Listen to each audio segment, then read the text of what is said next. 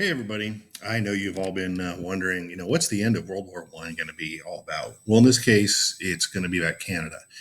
We previously had a thing that dealt with Latin and South America and how they dealt with things, which is important for paper 3 next year on the IB exam. But in this case, we need to have an idea about our northern neighbor and what they are up to. A lot of people don't pay a lot of attention to Canada when they're teaching this stuff. And as a result, a lot of times when there are questions, people shy away from those. And what's beautiful about that is that the IB graders don't see a lot of responses on Canada.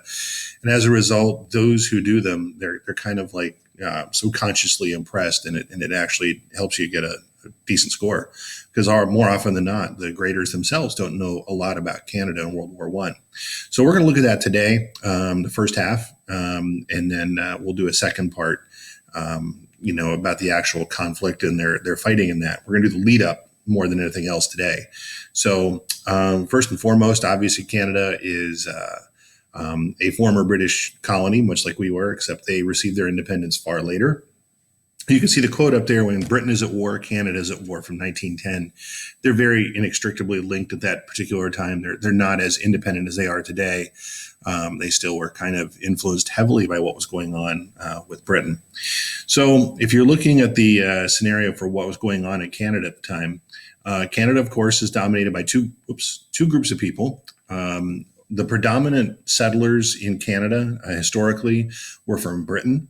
There were a number of people who came over from France, but they were much, much smaller in nature, really, really smaller. The French had some real hangups about who they let leave their country to go over to their original holdings in Canada. And ultimately, in the middle 1700s, Britain basically said, France, it's been real, but you're out of here. And they took them over, and, the relatively small numbers of French were scattered into two areas. And pretty much by the time we're talking about World War I, most of the French-speaking people in Canada would be found in Quebec, which is no surprise. The problem really, though, is that Quebec is not like, for instance, all the way on the eastern side or all the way on the western side, for example. It's fairly, surrounded by either the United States or having the English-speaking people on either side and then above as well. So it's a bit of a challenge. They're kind of by the way, don't forget about us. We're a significant minority group. And, as a result, Canada has 2 official languages and all kinds of other things. But so by the late 1800s, Canada was dominated by the English population, because they were significantly larger. They were more Protestant in nature. France, being very Catholic, also had that follow into the people who settled there. And these individuals were happy to be part of the British Empire at the time. And they, like I said, dominated everything because they were the majority group. And these folks were known as the imperialists because they were happy to be part of Britain and its empire. The worry was, going back to the 1700s, there's been a number of opportunities or times the United States has made efforts to go take Canada over. One of them being in the French and Indian War in the 1760s. But by and large, the Canadians were very concerned that, any move away from Britain as a strong power protecting them would lead to the United States essentially going, aha, let's expand north. And, then we would go over and take it over. And they obviously didn't want that. So wrong way. So overall, you do have these 2 distinctly different groups of people. One of them being the British dominated majority population. And then you have the French Canadians. Those who live in Quebec are commonly referred to as Quebecois. They are led, or at the time, their main leader is Henri Bourassa. His name will come up several times in the next part of the presentation here. But because they were so different than the British, they had very different traditions. Religion being one, language being one, just perspectives on a lot of different things. No, we need to do things this way. They were at times wanted to maybe even go their own way, which would again be awkward because, again, they're not all the way on the east and not all the way on the west. They're kind of like, well, if they just leave, they're kind of like an island of French speaking, people in their own divided little country there. In 1913, to give you an idea of their sense of inequality, French as a language was banned in schools in Ontario, and that's very close to Quebec. And that was something they're like, oh, this is, see, you don't respect our heritage or our culture. You don't, respect us. We should leave. We should, take the common phrase, take our bat and our ball and go home because you don't want to, play with us. So, there were some problems. So, in terms of numbers, the French Canadians were also just clearly outnumbered. They pretty much had settled in the Quebec area. And again, you see the number here of 400,000 volunteers for the CEF, which is the Canadian Expeditionary Forces.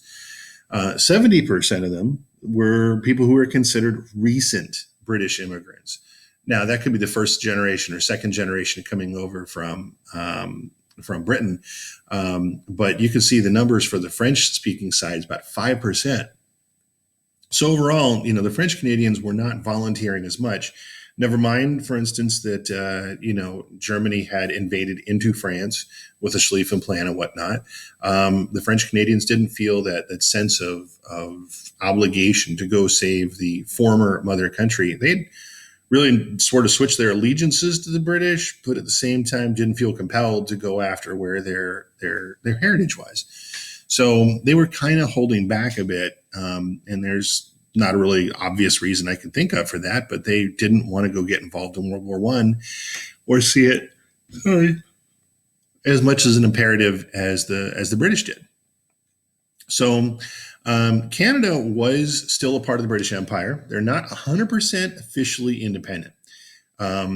They're a dominion at the time, and what that means is they can run their own internal affairs. So things that happen within Canada are solely under the purview of the Canadian Parliament in Ottawa. But as far as their foreign policy is concerned, they are essentially dictated by Britain, what's going to happen with their foreign policy. And you might think there's some odd things that can happen with that because a domestic policy can influence a foreign policy, and that's true. But realistically speaking, they weren't 100% independent when World War I breaks out. So because it's going to get involved in World War I, that's going to be not only a domestic issue, like we got to raise taxes and we got to build an army and we've got to build a navy and we've got to do all these other things, but it's going to commit, Canada to a coordinated policy direction coming from Britain. So because again, it's a foreign policy issue, Canada doesn't really have a choice in the matter. They're going to follow what Britain says, and kind of everybody knows that. So you can see this idea here of what the British Empire looked like at the time of World War I. And they still have, a hold on every single continent. North America, they got Canada. Of course, they have Australia at the time. It's also a dominion. They're not fully independent yet. They will be after World War I, just like Canada. You kind of see that vertical line going through Africa, possessions. Of course, there's Britain owning Britain, India on the subcontinent in Asia. And, those are places where Britain is going to be able to call for soldiers from, throughout the war, and all of them are going to be involved in some capacity. So obviously, as Britain is going to declare war on Germany because of the invasion of Belgium. They declare war on August 4th. Canada says, aha, we're going to get involved. And what they're going to do is they're going to, send over their Canadian Expeditionary Force. And notice 25,000 men is the initial offer. And 25,000 men is really not a lot. They don't even have 25,000 men ready to send. Who does Canada fight? Realistically, who are they, what are they going to defend against? Polar bears, So they don't really have a huge standing army. They don't have an army that's ready to go or equipped or prepared with guns or other things. Do they have the shipping necessary to move them over there? All these are really important questions. So this Canadian Expeditionary Force says, we'll send them over in about 2 months. That's to organize them, to train them, to get them ready to go. Britain's like, great, fantastic. We're really happy to have this help, responding on the 7th. And it looks like Canada is going to have its initial offer. I mean, again, to give you an idea of the Canadian military preparation prior to World War I, literally their Navy had 2 ships, 2. So one's on the Atlantic side and one's on the Pacific side, the Niobe and the Rainbow. And again, the HMCS, His Majesty's Canadian Ship Rainbow, really doesn't inspire me to say, wow, that's a fearsome sounding name. You have things like the British, the HMS Courageous and Indefatigable and Illustrious. They've got the Rainbow. And, so awesome. What happens when they come back into port for supplies or to pick up new men or, because they need maintenance or something? Well, then the Canadians don't have a ship in that ocean, obviously they're really, really, Pacific in the sense peaceful. They're not looking to stir up trouble. They're not expecting problems. So why do they need a large Navy? Nothing to worry about. Now they've offered 25,000 men, but they only have 4,000 men. Again, they offered 25,000, but they said, I will give you 25. And their entire army at the time was 4,000 men. Now, unless each one of those guys could suddenly clone himself 5 more times and, send out 25,000, leave 1,000 at home, they've got to figure where they're going to come from. Militia. That's been what they've been using up until this point. And the militia, these are guys who are called out for, defense-oriented things if necessary. I mean, it could be like what we would call our National Guard, except in our case, the National Guard goes out and plays, soldier and has deployed at times over the past 20 years with Iraq and Afghanistan and whatnot on a fairly regular basis. The militia didn't deploy far away. They didn't have conflicts they were involved in. They were more for local defense against various things. Let's say a river overflows its banks and threatens to wipe out, a Canadian city, then, they'd help with that. But the militia was kind of like, local only kind of thing. It wasn't an international fighting force. Most of the Canadian provinces, and again, a province is like a state, most of the provinces had programs in their schools to sort of train people how to march and maybe how to shoot or, to do some other things to give them some skills that would allow them to be hardy individuals, which, goes with the Canadian personality. But realistically speaking, their army was woefully unprepared for what the demands of World War I were going to do. So Henri Bourassa, that leader of the French Canadians we mentioned before, he comes out and strikes this big patriotic tone at first, and it says, without a doubt, it is natural for any French Canadian to wish ardently for a triumph of the Anglo-French arms. The mother country, whether you think it's Britain or France, is going to be saved and is going to have, people rally to its cause to kick out the invading Germans or to defend liberty or whatever. Another French Canadian paper says, only one race now exists, united by the closest bonds and a common cause. I mean, initially, everybody's like, oh, man, team effort. Let's go out there and let's be patriotic and let's support our troops. And what can we do to be helpful? I mean, you can see up there, parades are breaking out. People are starting to throw money at, let's sponsor some soldiers or, and people are just like in Germany and in Britain and other places. People are running to recruitment offices and getting ready to join the military and go be a part of this big grand adventure overseas because it's going to be the big test of Canadian national manhood that later on down the road, you don't want your kid looking at you going, Daddy, all my friends' dads have served in the war and they've got glory and medals. And what'd you get? And he'd be like, oh, I was a farmer. And they're like, no, we want the glory. It's like this testing moment for their generation. So everybody's like, oh, this is going to be a big deal. And again, like when you guys played Risk, you didn't think about the end result of what you were going to have happening by the end of things. They're like, we got to get in on this before it's over. The same thing the Germans did, same thing the British did without thinking of the cost or what it was going to involve. Now, one of the people who's going to be instrumental to this part of the story is a guy by the name of Sam Hughes. And Sam Hughes is a total moron as far as I'm concerned. Sam Hughes was a very conservative, nationalist individual, and nothing against conservatives or nationalists, but that got in the way of his ability to be effective for Canada. He's the militia and defense minister. And so a war starts and he needs leaders. And he only has 4,000 people in his army. He's going to need some junior officers, some middle officers, some senior officers. What does he do? He goes to his buddies and he goes, hey, how'd you like to be a colonel? Just to let you know, a colonel is right below general. So if you've never been in the military in your life, suddenly you've got an offer to go be in command of 10,000 or more men, and you're looking at strategy decisions, and you're looking at making sure they got supplies, and making sure that you understand movement and logistics and all these things. And instead of relying on the people who've been in the Army all those years and actually have the experience, he's like, no, I'm going to bring my people in, and they're going to run things, and they're going to be awesome. And he puts them in uniform, and they start making decisions. He was always much more pro militia than he was the Army. So he would publicly bash the military, but he would talk in a very, very positive sense about the militia and all the great things they did. Which of course just led to the people who worked for him in the military as professionals to dislike him, to not trust his judgment. And that relationship was destined for, obviously a huge problem. There he is there on the right-hand side. One thing he does, he says, look, because he's a nationalist, he's very proud of Canada. He says, everybody who goes to fight for Canada has to have all Canadian stuff. What if the Canadian stuff, and not to say anything bad about the Canadians, but maybe, for instance, something that the British made was better, maybe something the French made was better. He's like, no, it has to be Canadian, because he wants all the money to come back into Canada. Of course, his friends who own businesses, who have been appointed to positions, want to make money, and they're like, dude, we got to order Canadian stuff. One example of how that doesn't work out is what's known as the Ross rifle. Compared to the French and the British counterparts, the Ross rifle was much heavier, which again, if you're marching, you're carrying it, or you're trying to run with it, it's heavy. Another factor which really limited its effectiveness was that the Ross rifle, it got dirty really easily, and as a result, it jammed.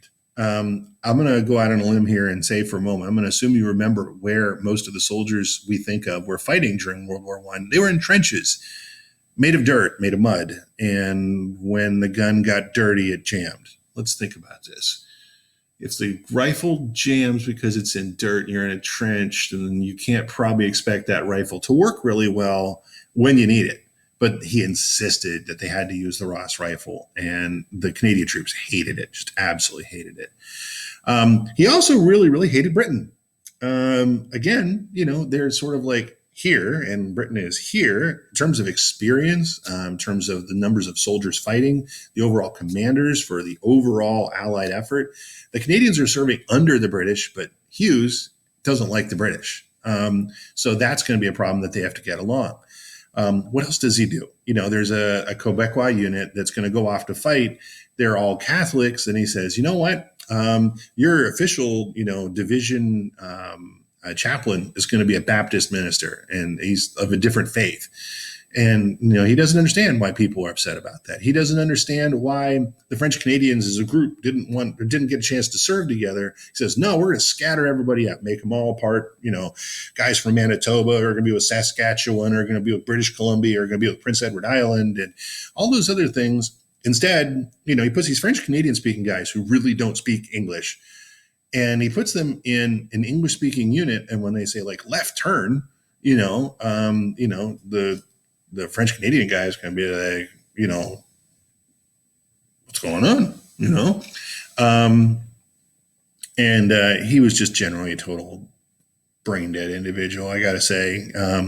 Realistically speaking, the Canadians eventually realized that Sam Hughes is more of a detriment than an aid, and he gets fired in 1916. And then from that point forward, things start to make a little more sense. They work more seamlessly with the British. They change out their rifles. The Army gets listened to for strategic advice as opposed to the militia people, and it's just he was a mess from the start. So you did see this idea that at the beginning of the war, everybody's very, very patriotic and supports the war. And again, I'll just read this to you. A revealing phenomenon of this patriotic festival was the solidarity demonstrated by members of both founding peoples, French and the Canadians, and even the new immigrants. Cries of Vive le Roi, mingled with those of Vive la France. And Vive le Roi, of course, would be, long live the king. And that would be said by the French Canadians. So they're supporting the British side. Leading French Canadian newspapers carried pictures of intertwined Union Jacks representing Britain, and fleur-de-lis representing France. The wildly enthusiastic crowds that surged through Montreal's main thoroughfares saying, God Save the King, British national anthem, La Marseillaise, French national anthem, Rule Britannia, as well as O Canada in both languages. Again, it sounds like this, let's go team love fest kind of thing.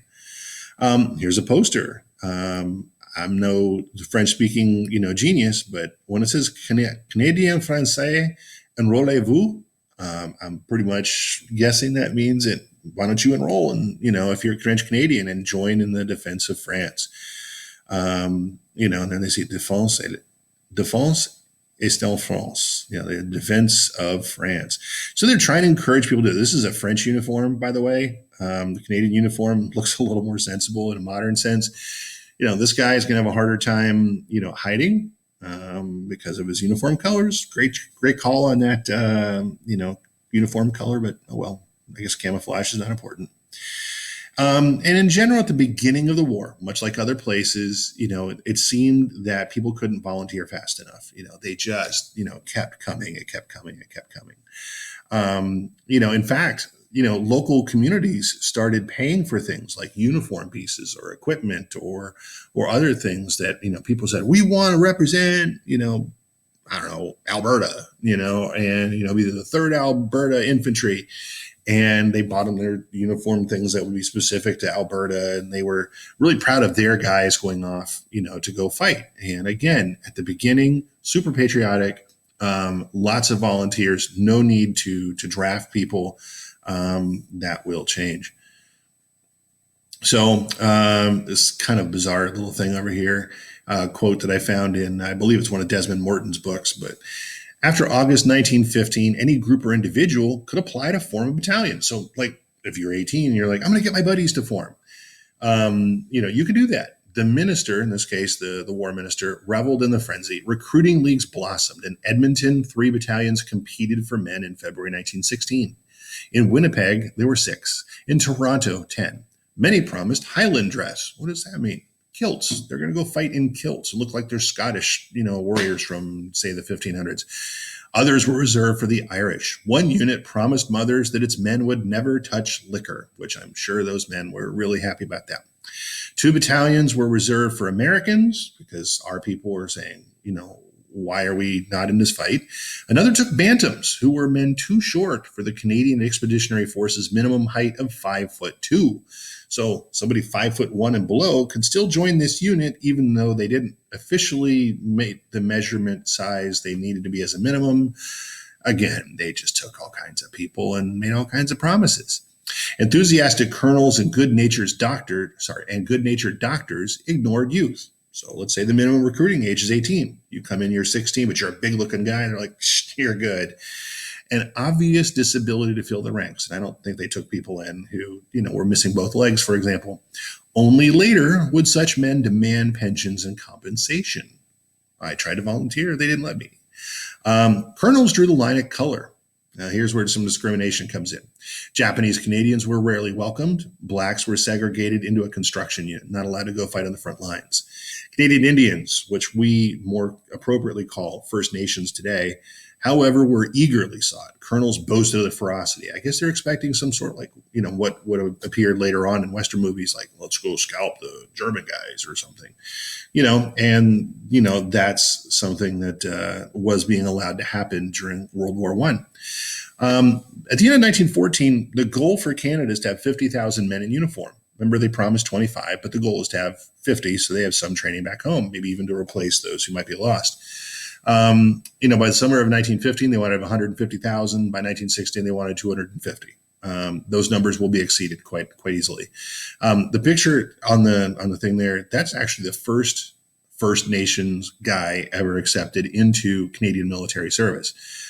Which from that point forward, you saw members of the First Nations in World War II and their involvements in other conflicts as well.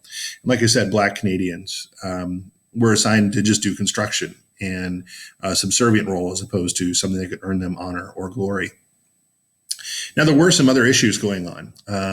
Some people were concerned that, going down into mines, you might have people who intentionally decide to blow up the mine with all these workers down underneath the ground with no way to escape. And obviously, mines were important. Things like coal were used for electricity by generating plants. They were used for heating in homes in the cold climate of Canada. So it's a strategic, necessary resource, and the miners were kind of afraid to go down into the mines with anybody who was from a now enemy country, Germany, Austria, Hungary, etc. You never mind the fact they were recent immigrants, or never mind the fact they were people who were national or naturalized and had chosen to become Canadian citizens. People didn't trust them, so these folks were just locked up. They didn't do anything wrong. They didn't have anything that identified them as security threats, other than where they might have been born or what people perceived to be their loyalties, and so they were rounded up. Again, much like there were some ridiculous things going on in the United States, like you can only speak English, and you can't teach German, and you can't call sauerkraut sauerkraut. It has to be Liberty cabbage. Well, Berlin, Ontario, originally founded by some German settlers, gets renamed Kitchener after the guy who's in charge of the British forces, Lord Kitchener, a name that still sticks today. The War Measures Act of 1914 gave the Canadian government the right to do some crazy things.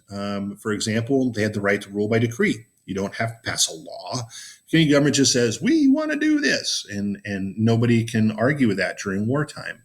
And they could trample on civil liberties, and they're going to do so. One of the ways they do so is by going out and finding people who are from Germany or the Ukraine or Slavic territories like Serbia and Yugoslavia and places like that. And they rounded them up, and they basically took them to places. They're more famous in World War II, the internment camps, but they moved these folks. The first they have to register, and then they start arresting some and moving them to some places in the interior of the country. And they use them basically for slave labor. You can see some numbers here. Out of the internees, 5,000 of them were Ukrainians from the Austro-Hungarian Empire. And again, people registering, you could be the next people rounded up, and it's obviously a state of fear you're living in. So, Banff National Park in Canada is an amazing national park, and it wouldn't exist. I mean, the land exists, and naturally, it's formed by geologic uplift and things like that. But this stunning mountain range, but the national park that goes with it, was essentially originally built by these individuals who are rounded up against their will and forced to go to build roads and do some other things. They went to Northern Ontario. They were doing logging, which, was working for the war effort.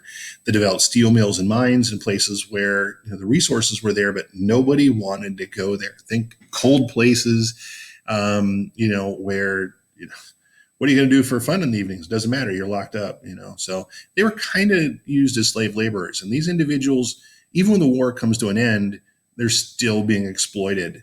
As you see on the bottom, for 2 years after the war is being over, they're still going to be used to develop things. And just put it out there. I took both these pictures. No, I didn't take the one on the left. We went vacationing there one time the year before our older son was born. My wife and I went skiing in Banff National Park. Amazing place. Just absolutely stunning Canadian Rockies. But, this national park that exists because, they developed it. And on a funny side note, Mr. Slattery went out there for a wedding a few years ago, and there was a museum in Banff talking about the history of the area. And he said, I noticed you guys didn't talk about, the internees who were forced to build everything against their will or whatever else. And they said, you have to leave this museum and you can't come back. They didn't want to talk about that pretty ugly chapter, of discrimination in their nation's history. And there's, again, children who are being rounded up and women, and, here's a guard, but, they're being watched and being suspected of being disloyal when there's nothing to indicate that they were. This is a precursor to what you'd see with the Japanese Americans and the Japanese Canadians during World War II. And here you see the camps. They put them off to various places. An internment camp in red, work sites. So, they might, for instance, be staying here, but they have to go develop something here. And they scattered them. They kept them away from the coastlines on this side. For the most part, you can see some camps over here, but they were locked up. They were surrounded by barbed wire. They were guarded. They weren't allowed to go where they wanted. Their civil liberties were violated. And that was a legacy of World War One. So technically, some of the countries who Canada was fighting against, like Germany, they have an automatic requirement. If you're a German male citizen at 18, you're obligated to go serve in the military for 2 years. That's conscription, not the draft. The draft, there's an element of chance you might not get called up. So technically, some of the people who were interned actually were supposed to be in enemy armies. But, in order to do that, they'd have to be over there. Well, what if that individual decides to, fight for Germany by doing sabotage or something else? Okay, but before you go arrest that guy, maybe you really should have some proof he's disloyal for something. All the possessions that somebody had who was rounded up were also taken by the government and basically sold off or auctioned. The government kept the money. And again, there was no compensation, given out by the government later on. Now, they did have the ability to talk with each other once they got to the camps. They did publish their own newspapers, but they weren't allowed to have the news from outside. They weren't allowed to know what was going on for the war effort because that might make them upset or might cause them to go and strike out in some way and pose a threat. And they didn't want that. Any mail going in or out of these camps was, of course, read, looking to see if there was a coded message going out saying at 12 o'clock on Wednesday, everybody, go rush the gate and then go, tear up the town and wreck the, war involvement or something. But obviously, this is an unfortunate legacy that, people were afraid these individuals would have loyalties to somewhere else other than Canada. Okay, so with this one, I'm actually going to stop. And we're going to do a review session, or at least a helpful session, live answer session on Thursday, in case you have any questions on this part or any readings. But, this has been part one of 2 parts, and we'll put up the second one soon.